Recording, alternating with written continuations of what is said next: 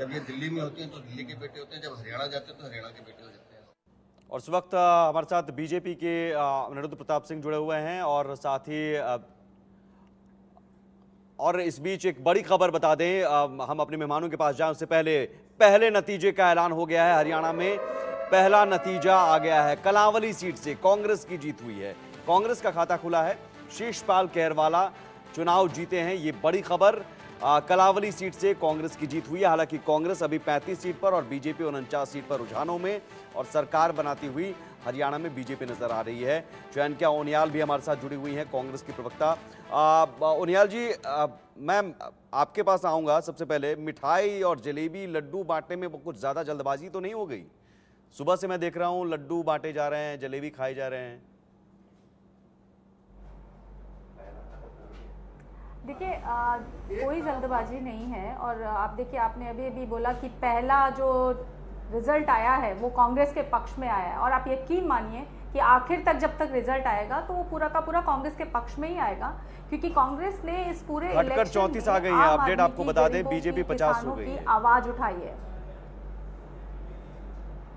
रुझानों पे सरकारें नहीं बनती है ना, परिणामों पे सरकारें बनती हैं।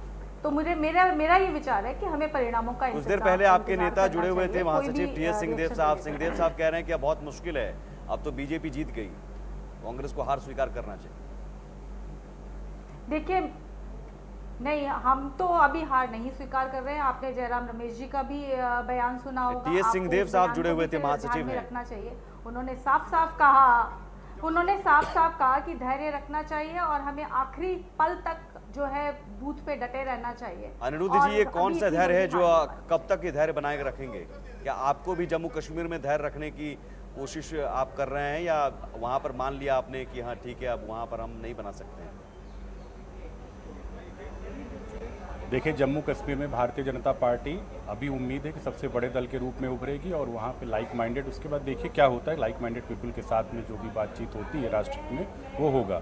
दूसरी चीज़ है कि हरियाणा में जिस तरीके से अफवाह उड़ाई गई कि ये कांग्रेस का सुनामी है, लहर है, राहुल गांधी पता नहीं क्या कर डालेंगे, ये हुआ वो हुआ, पता चला कि उनका खुद का घर साफ है। और जलेबी 2014 से जो जनता, जी हाँ, उनकी जलेबी तो ठंडी हो गई, मुझे समझ में नहीं आया जलेबी के करेंगे क्या। जम्मू कश्मीर में दावा तो बीजेपी ने भी किया था, अकेले लड़ेंगे, अकेले जीतेंगे, मुख्यमंत्री बीजेपी का होगा। पासा तो वहां भी पलटा। देखिए, पासा भारतीय जनता पार्टी का कहीं नहीं पलटता। मैं कह रहा हूँ कि वहाँ उम्मीद रखिए, वो सबसे बड़े दल के रूप में हम आएंगे और लाइक माइंडेड पीपल के साथ में। अच्छा, यानी कि जम्मू कश्मीर को लेकर आप पेशेंस रखना चाहते हो और हरियाणा में आप कह रहे हैं जो रुझान है वो ऐसे ही रहेंगे? जी हाँ, बिल्कुल। हरियाणा में तो बिल्कुल स्पष्ट रूप से हम लोग आ रहे हैं और हरियाणा की जनता को आभार दे रहे हैं, क्योंकि हरियाणा की जनता ने पिछले 10 सालों में जो 2014 के पहले हुड्डा जी का कुशासन देखा, कांग्रेस पार्टी का उन्होंने हिमाचल और कर्नाटक की सरकार जो मिली उसको देखा, उन्होंने भी टॉयलेट के ऊपर भी टैक्स लगा रहे हैं और वो खटाखट करते करते पता चला सैलरी देने के पैसे नहीं रहे। कि हम हरियाणा में पेशेंस रखेंगे, वो भी तो फिर पेशेंस रखेंगी हरियाणा में। आप अगर जम्मू कश्मीर में पेशेंस रखना चाह रहे हैं, पेशेंस रखना है अब नहीं, जम्मू कश्मीर का पेशेंस शायद उनको राजनीति समझ में राहुल गांधी जी को कम कहना चाहती हैं, क्योंकि वो बालक बुद्धि है, उनको वही समझ में आता है। उनको लगा कि 99 पे जश्न मनाने वाला व्यक्ति जो है, अब उसको राजनीति की क्या समझ है। चयनिका जी, आप कुछ कह रही हैं और भारतीय जनता पार्टी किस पेशेंस की बात? जी, खरखर आवाज नहीं आ रही। अच्छा, चयनिका जी तक आवाज नहीं पहुंच रही है, इसीलिए वो इशारा कर रही है कि उन तक आवाज पहुंच रही है उसे ठीक कर दिया जाए। जम्मू कश्मीर और हरियाणा, इन दोनों के जो चुनाव नतीजे हैं रुझान के तौर पर टीवी स्क्रीन पर आपके सामने हैं और कमोवेश अब मान के चलिए नतीजा यही है, क्योंकि वोटों की गिनती 10 राउंड से आगे चली गई है और मार्जिन 4-5 हज़ार से आगे का निकल जाता है। उसके बाद से फिर नतीजों में बहुत बदलाव हो जाए ऐसी गुंजाइश होती नहीं है। तो कुल मिलाकर के ऐसी ही सरकार बन सकती है दोनों राज्यों में। जम्मू कश्मीर में नेशनल कॉन्फ्रेंस और कांग्रेस, इन दोनों का अलायंस है और दोनों के पास फिलहाल 51 सीटें आती हुई दिख रही हैं और 48, अगर मैं मान लेता हूं कि 5 नॉमिनेटेड एमएलएज भी हो जाते हैं तो कुल संख्या जितनी बनती है 95 की, तो 48 बहुमत का आंकड़ा होता है और इस अलायंस के पास है। यानी कि वहाँ बीजेपी अपनी उम्मीदों से पीछे छूट गई है, उसका कारण टटोलना चाहिए। दूसरा कि हरियाणा में 10 साल तक सरकार रहने के बाद भी बीजेपी का परचम लहरा रहा है और प्रचंड तरीके से लहरा रहा है। तो इसका कारण क्या है कि कांग्रेस यहाँ जमींदोज है। 35 सीटें होने के बाद भी मैं नहीं मानता हूँ कि 10 साल की एंटी इनकम्बेंसी और बहुत सारा प्रचार, पहलवान, किसान, संविधान, सब कुछ के बाद भी अगर बीजेपी 50 सीटों के साथ खड़ी है, इसका मतलब यहाँ कांग्रेस ने कुछ न कुछ गंवाया है और कुछ ब्लंडर्स किए हैं। अब इन दोनों को टटोलने समझने की जरूरत है। चयनिका जी, गलतियां कहाँ हैं? आप 35 पे क्यों हैं? ठीक है चयनिका जी, आप बोलिएगा, आप जवाब दीजिएगा। कुमारी शैलजा हमारे साथ जुड़ गई हैं, हरियाणा का बड़ा चेहरा, लेकिन कांग्रेस के जिस तरीके से अभी तक के रुझान आ रहे हैं। राणा सर, शैलजा जुड़ गई है हमारे साथ। शैलजा जी, बहुत बहुत स्वागत है आपका। लेकिन यह जो अब नतीजा सा है, ये रुझान में नहीं कहूँगा, अब तो नतीजा हो जाएगा। 50 पर बीजेपी खड़ी है, 35 पर आप हैं। कारण क्या मानती हैं आप? ये अभी समझ नहीं आ रहा कि इतनी देर से ऐसे ही क्यों खड़ी है गाड़ी, आगे बढ़ ही नहीं रही है। ये कुछ मतलब 4-5 राउंड ही नज़र आए हैं। वेबसाइट भी अभी आगे नहीं बढ़ रही है ECI की। ये पता ही नहीं चल रहा है कि कितने राउंड हो गए और उसके बाद क्या हो रहा है। ये थोड़ी अजीब सी स्थिति है हमारे सबके सामने, आपके सामने भी। लेकिन जो ये रुझान है, सुबह कुछ और था, अभी कुछ और है और आगे कुछ और होगा। नतीजे जब तक आएंगे, सभी काउंटिंग सेंटर पर पार्टी के रिप्रेजेंटेटिव होते हैं, जैसे हम लोगों के रिप्रेजेंटेटिव होते हैं। हमारे पास भी आंकड़े आ रहे हैं। जैसे मैं आपको उदाहरण के तौर पर देता हूं, कालका सीट से बीजेपी 10,000 से ज़्यादा मतों से आगे है और अभी इलेक्शन कमीशन पे 5वां राउंड उसका दिखा रहा है। तो आपके पास भी आपके जो रिप्रेजेंटेटिव्स हैं काउंटिंग सेंटर पर, बता रहे होंगे ना कि आप इतनी सीटों पर आगे हैं, तो पार्टी का भी अपना एक लेखा जोखा होता होगा।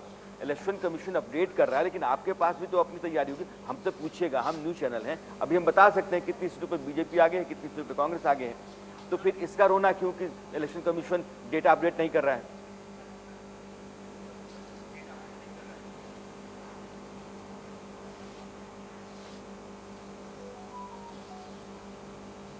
हेलो शैलजा जी, मेरी आवाज आई आपको? हेलो,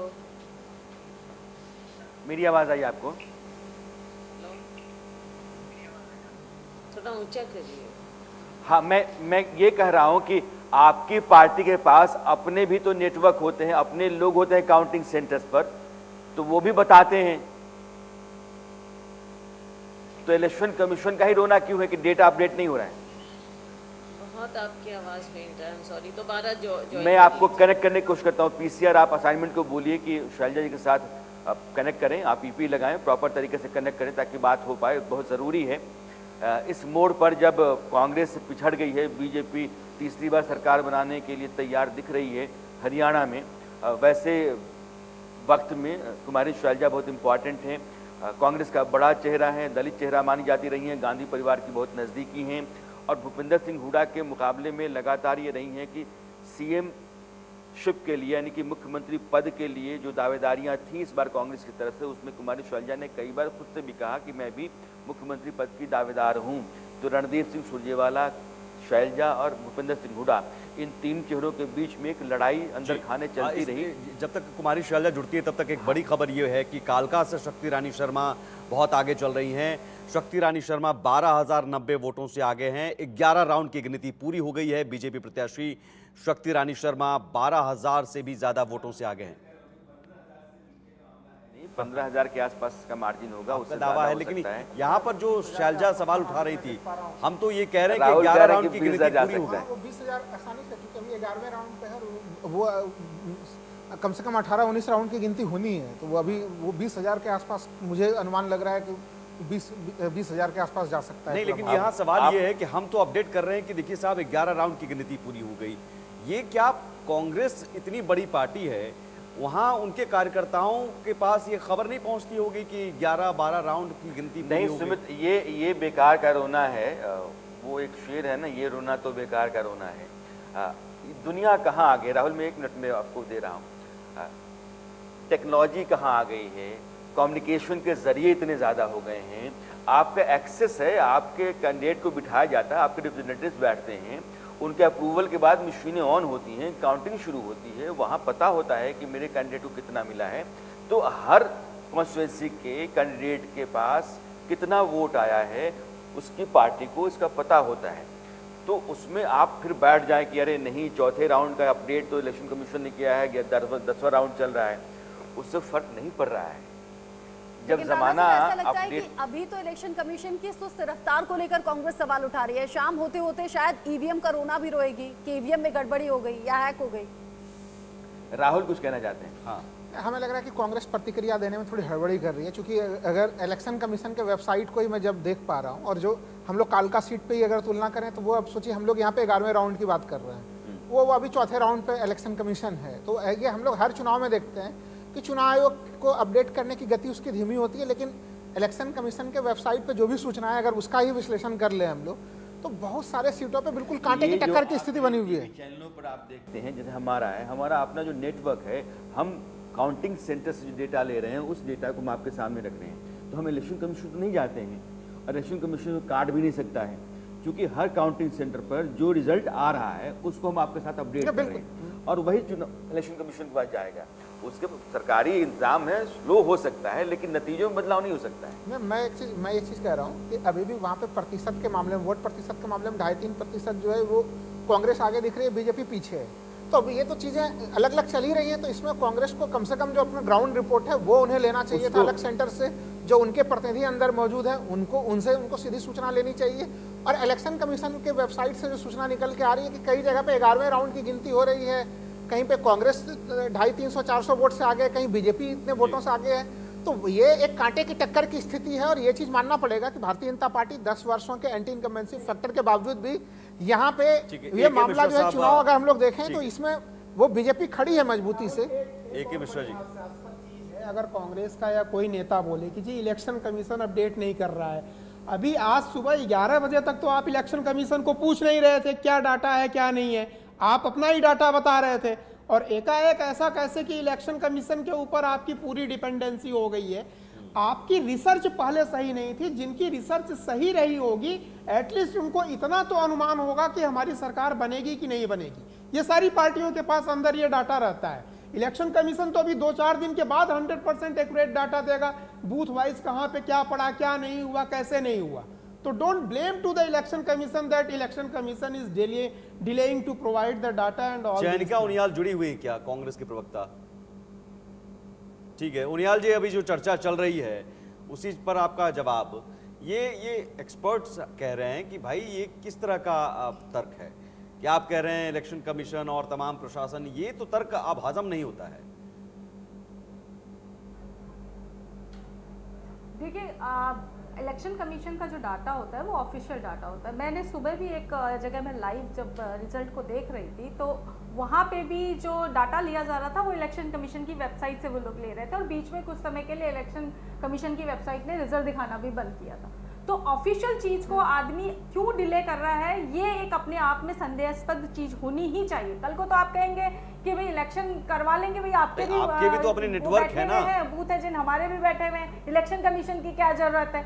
इलेक्शन कमीशन बनाया किस चीज के लिए गया है? तो जिस चीज के लिए बनाया गया है, ये पूछिए बीजेपी में क्या हो रहा है, आरएसएस में क्या हो रहा है, कब मोदी को हटाएंगे सब पता रहेगा और अपने बारे में नहीं पता है। अभी इनसे पूछिए बीजेपी में क्या हो रहा है, आरएसएस में क्या हो रहा है, इनको सारी चीजें पता होना नहीं होना मेरे कहने से कोई फर्क नहीं पड़ता है कि कितना वोट हुआ। इलेक्शन अरे आप मतलब आपकी पार्टी की मैं बात कर रहा हूँ, इंडिविजुअल मैम आपकी बात नहीं, किसी के पता होने या नहीं होने से नहीं होता है वैसा, ठीक है ना? और दूसरों के घर में झांकने से पहले अपनी खबर रखिए मैम, तो बौखलाहट थोड़ी सी बढ़ रही है, सिर्फ इसे कम कर लेते हैं। राजू केरनी जी हमारे साथ जुड़ गए हैं, जम्मू कश्मीर के वरिष्ठ पत्रकार हमारे साथ में हैं। राजू केरनी जी, ये जो अभी रुझानों में आप नंबर्स देख रहे हैं, कांग्रेस एनसी बहुमत से काफी आगे बढ़त बनाते हुए बीजेपी पिछड़ गई है, ये क्या हुआ?